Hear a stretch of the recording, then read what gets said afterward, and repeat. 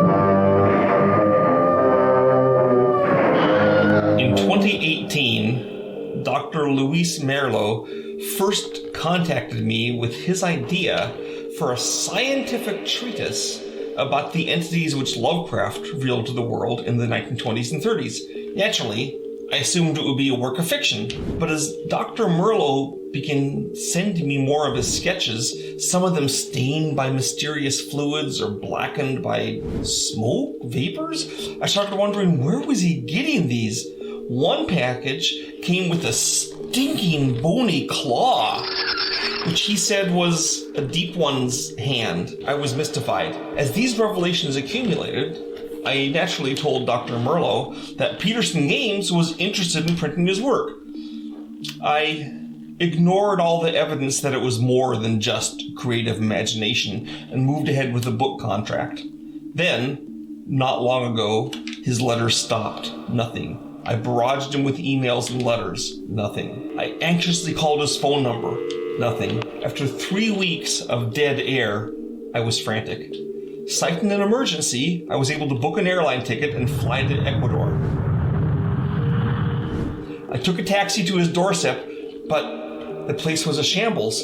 Blackened spears of lumber jutted into the air. Concrete bricks were all jumbled together. Was this the wrong address? I looked at the wreckage.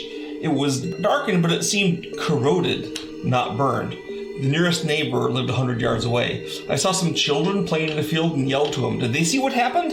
Si, senor, el edificio exploto. Exploded? I thought. Did you hear it? Un montón de chilludos a medianoche. What, screeching at midnight? I wanted to ask more, but a woman yelled out from her doorstep and ordered the children inside. Upset, not sure what to think, I picked my way through the rubble of Merlo's house. There were steps going down to a basement. I crawled down.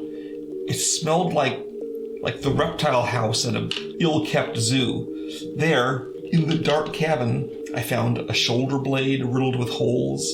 I found tooth marks on a leg or arm bone. I didn't look too closely, and during the day, like now, I try to believe these bones were a sheep or a dog that wandered in. But in the dark hours of morning, when I wake up in a cold sweat, I know. I also found the full manuscript of the anatomical guide.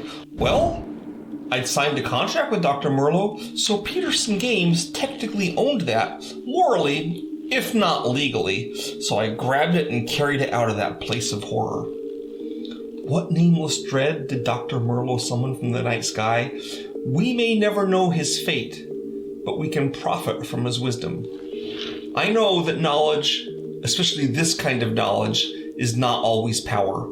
But if prayers have any worth, I pray that this knowledge will protect us rather than leave us vulnerable to the great beyond.